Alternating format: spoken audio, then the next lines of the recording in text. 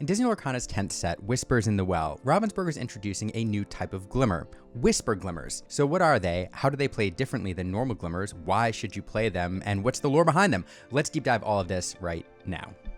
So to explain what Whisper Glimmers are from a lore perspective, we have to back up and remind ourselves what glimmers are.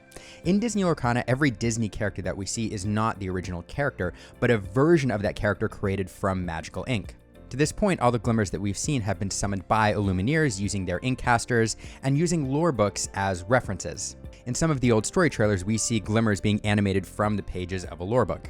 But Whisper Glimmers are different. They're not complete, they're half-formed. And you can see this in the artwork, that Whisper Glimmers aren't fully formed, that part of their bodies are made up of wisps of ink or shapes of whatever ink they are.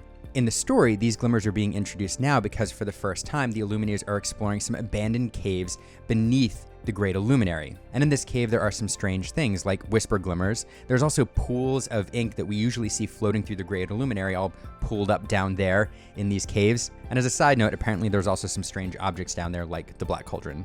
And as this is the first time we're encountering Whisper Glimmers, there's still plenty of mystery about them that we see Disney Lorcana characters trying to explore in some of the cards that we've seen already.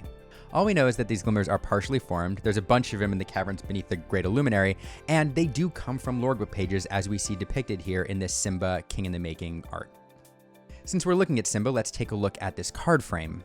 As you can see, the creative team has done a wonderful job differentiating these Whisper Glimmers from other glimmers in the game with this unique card frame.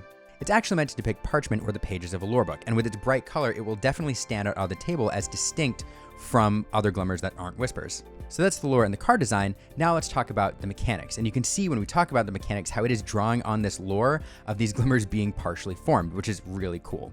Just as all Floodborn glimmers have shift, all Whisper Glimmers have this ability boost. And what boost allows you to do is pay a certain ink cost, usually 1, 2, or 3, to take a card from the top of your deck and put it underneath that glimmer. And that represents you boosting that glimmer or giving it a little bit of extra energy or juice or ink or whatever it needs to be a fully formed glimmer.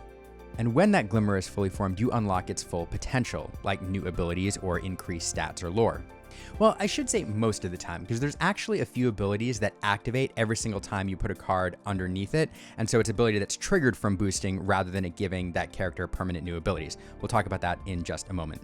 When you boost a character and take a card off the top of your deck to put it underneath a Whisper Glimmer, you have no idea what that card is. You are not allowed to look at it, and it could be a card that's important to your deck strategy. But don't worry, there are ways to get it back. Before we talk about that and strategy, let's take a look at a Whisper Glimmer to give you an example of how this works.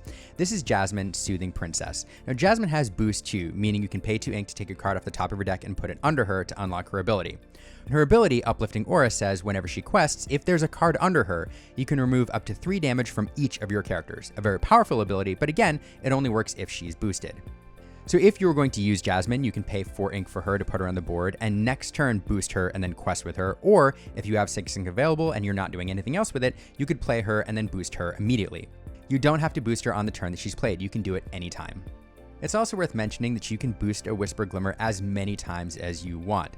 Now, in some instances, this doesn't give you any advantage on the particular card itself. For example, on Jasmine, her ability is unlocked once there is a card beneath her. But as I mentioned, there are other cards like Simba, King in the Making, whose ability activates every single time you boost him. Simba's ability, Timely Alliance, says whenever you put a card underneath this character, for example, boosting it, you can look at the top card of your deck, and if it's a character card, you can play it for free and exerted. So this is a card that you're going to want to boost as many times as you can to make use of his ability. But there's another reason that you might want to boost a Whisper Glimmer multiple times to stack up a number of cards beneath a character. And that's because the cards underneath the character follow the same rules as cards underneath Floodborn Shift characters. Wherever that character goes, those cards follow.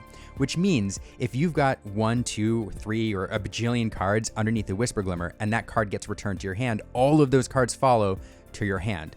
Or if that glimmer goes to your inkwell, all of those cards go to your inkwell. So you can imagine a scenario where you boost a character multiple times, stack up 2, 3, 4, or a bajillion cards, and then use a card like Pleakley to send it into your inkwell, ramping yourself a ton. Or you can stack up multiple cards underneath a boost character and then use a bounce card like one of the Madam Mim cards, Madam Mim Elephant for example, or a card like Mother Knows Best to send that card back to your hand, effectively drawing all of those cards. Or perhaps you play a deck that likes having character cards in your discard pile.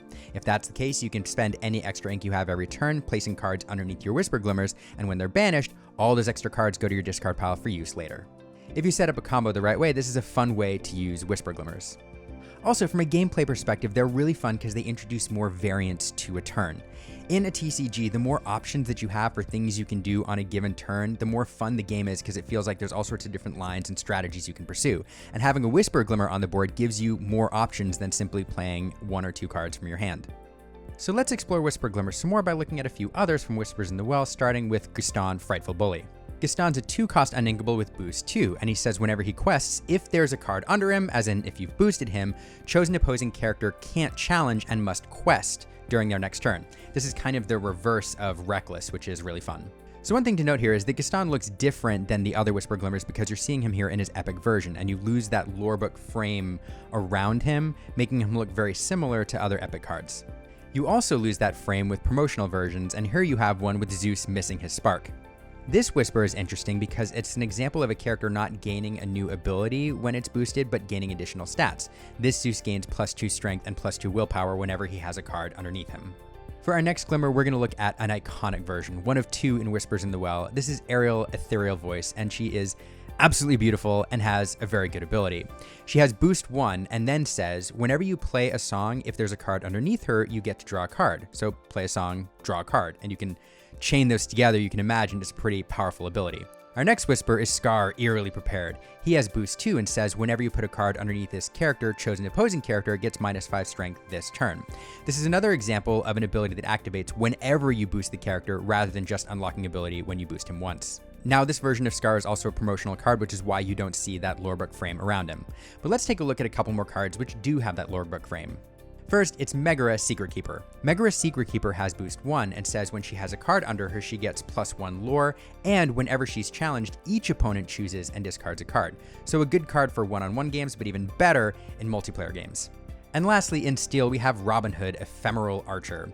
Robin Hood has boost 1 and says whenever he quests, if there's a card under him, you can deal 1 damage to up to 2 chosen characters. And a fun note here, it can be yours or your opponent's. So in a Ruby Steel Damage Matters deck, feel free to do damage to your own characters if you think it'll help you. Overall, Whisper Glimmers open up all sorts of new fun combos and synergies that we get to explore, and I can't wait to see what the design team does with them in the future as the game goes on. And I have to mention again, as I said up front, it's really fun to see the creative team with the card frames, the story team with the lore, and the game design team with the boost ability all bring things together in this package of a Whisper Glimmer. It's really, really fun, and I hope we get to see more things like them in the future. So what do you think of Whisper Glimmers? Are there any that you're excited to play with? What do you think of the boost mechanic? Let us know in the comments below. Don't forget to like and subscribe, and yeah, we'll see you later.